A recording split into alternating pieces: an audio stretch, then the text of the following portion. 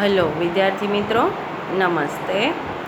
આજે આપણે ધોરણ 10 હિન્દી પાઠ 2 બુઢી કાકી એનું આપણે લેખક પરિચય, પાઠ પરિચય એ ભાગ 1માં જોયું હતું. એના પછી ભાગ 2માં આપણે પાઠની કહાની પણ ચાલુ કરી હતી. એ પાઠ પણ આપણે અહીંયા સુધી જોયું હતું કે ઘી ઓર મસાલો की सुगंध चारों ओर फैली हुई थी. ત્યાં સુધી આપણે ભાગ 2માં કમ્પ્લીટ કર્યો હતો. આજે હવે ભાગ 3માં આપણે અધૂરી જે આપણો પાઠની કહાની છે એ જોઈશું.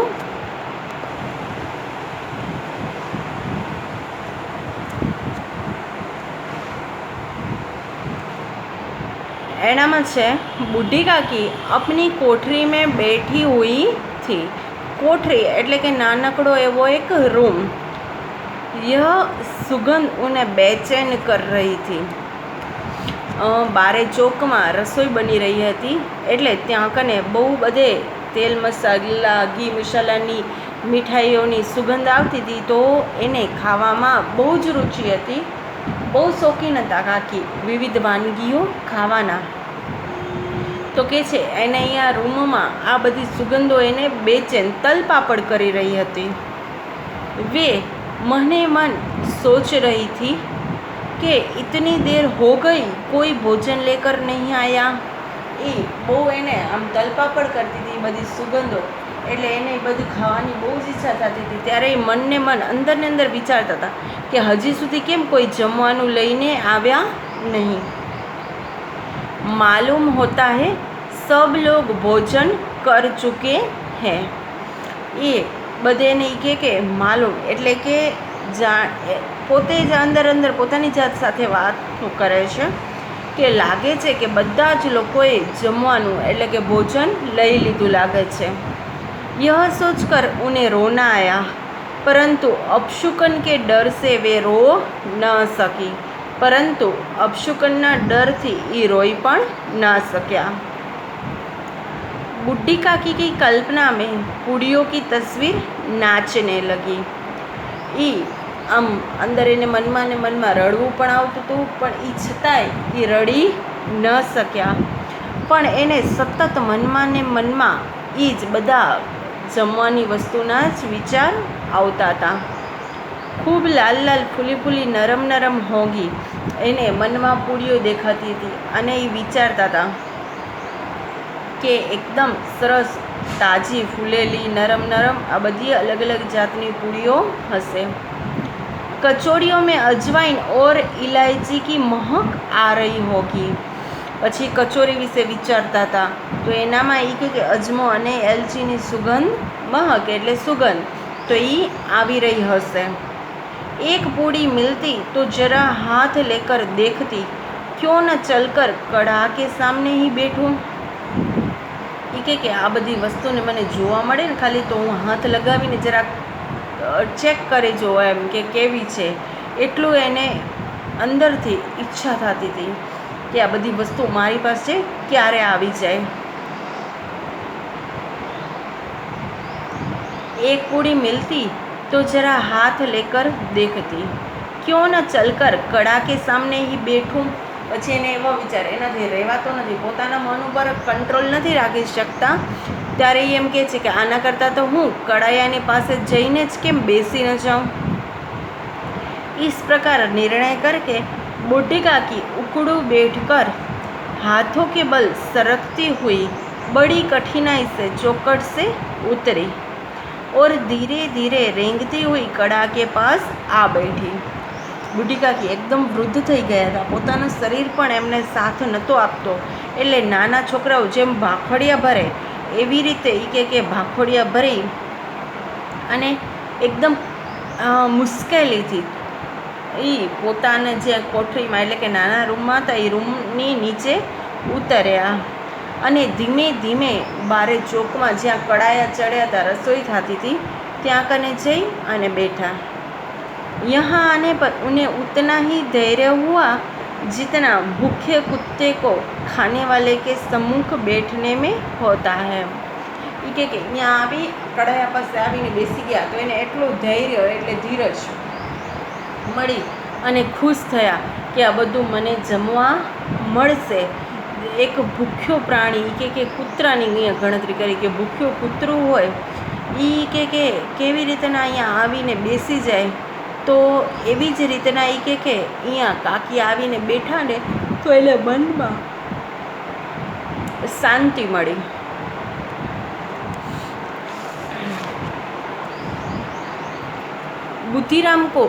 बुद्धिराम की पत्नी रूपा उस समय कार्यभार से परेशान हो रही थी. कभी इस कमरे में जाती, कभी उस कमरे में, कभी कड़ा के पास आती तो कभी भंडार में जाती. કે એની પત્ની છે એ પોતાના ઘરે પ્રસંગ હતો એટલે સ્વાભાવિક રીતના એના ઉપર કામની જવાબદારી હોય, તો એ જવાબદારી સંભાળતા સંભાળતા ક્યારેક આ રૂમમાંથી તો ક્યારેક ઉઆ એમ આમ તેમ એ ચોકમાં ફરતી હતી. बेचारी अकेली दौड़ते दौड़ते व्याकुल हो रही थी, झुंझलाती थी, कूदती थी, परंतु क्रोध प्रकट करने का अवसर न पाती थी. એકલી એકલી કામ કરીને બહુ થાકતી પણ હતી, કંટાળતી હતી, ગરમીમાં વ્યાકુળ પણ થતી હતી, પરંતુ કોઈની ઉપર ગુસ્સો કાઢી શકે એવો એને અવસર જ પ્રાપ્ત થતો ન હતો. इस अवस्था में उसने बुड्ढी काकी को कड़ा के पास बैठे देखा तो जल उठी. આવામાં એકદમ ચીડાયેલી તો હતી, થાકેલી હતી, કંટાળેલી હતી અને એવામાં એને ગુસ્સો કરવો તો પણ કોઈ અવસર ન મળ્યો અને એ સમયમાં આ બુઢી કાકી એના હાથમાં આવી ગયા. બુઢી કાકીને જેવું ત્યાં એ ચૂલા પાસે કડાયા પાસે જોયું અને એનો ક્રોધ છે, ગુસ્સો છે એ એકદમ ભભૂકી ઉઠ્યો. जिस प्रकार मेंढक केंचुए पर झपटता है उसी प्रकार वह बुढ़ी काकी पर झपटी और उन्हें दोनों हाथों से झटकर बोली, ऐसे पेट में आग लगे, पेट है या भाड़. एकदम बुढ़ी काकी पर गुस्से થઈ અને એને ગમે એમ જેમ તેમ બોલવા લાગી કે તમારા પેટમાં શું છે, આગ લાગી છે, પેટ છે કે ભાડ છે. कोठरी में बैठते हुए क्या दम घुटता था कि તમારે रूम में બેસીને તમારો શ્વાસ રૂંધાતો તો. अभी मेहमानों ने नहीं खाया, भगवान को भोग नहीं लगा, तब तक धैर्य न हो सका. कि हजी तो મહેમાન પણ નથી જમ્યા, ભગવાનને પણ ભોગ નથી લાગ્યો, ત્યાં સુધી પણ તમારાથી રહી નથી શકાતું. बूढ़ी काकी ने सिर उठाया, न रोई न बोली, चुपचाप रेंगती हुई अपनी कोठरी में चली गई. બુઢી કાકી છે એના સામે કાંઈ જ બોલ્યા નહીં, રોયા પણ નહીં.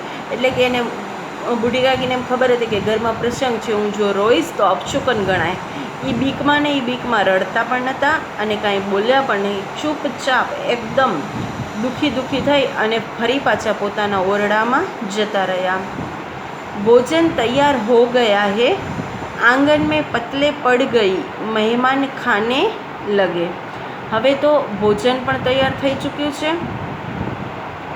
આંગણમાં એ કે પોતાના બારે ચોકમાં પંગતો પણ પડી ગઈ છે અને મહેમાન પણ ખાવા લાગી ગયા છે. બુઢી કાકી अपनी कोठरी में जाकर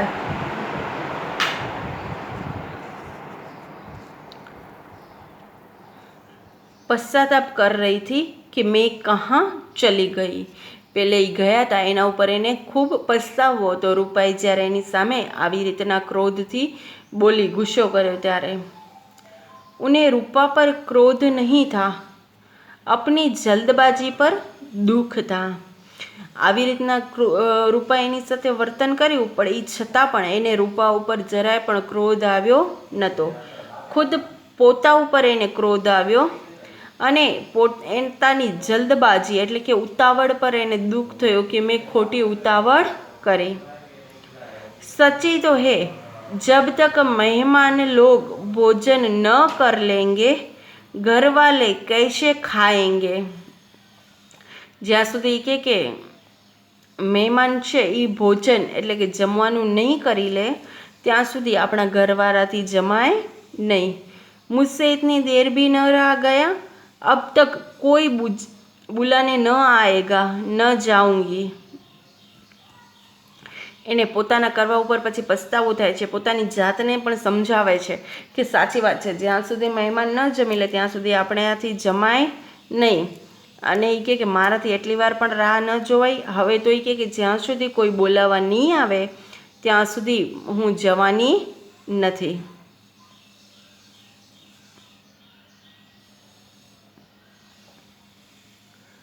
વિદ્યાર્થી મિત્રો, આટલો પાઠ આપણે આ પાઠની કહાની આપણે આ ભાગ 3માં આટલે સુધી રાખીએ છીએ। આના પછી હજી પણ પાઠની અધુરાશ છે, કહાની અધૂરી છે, તો એ આપણે ભાગ 4માં જોશું।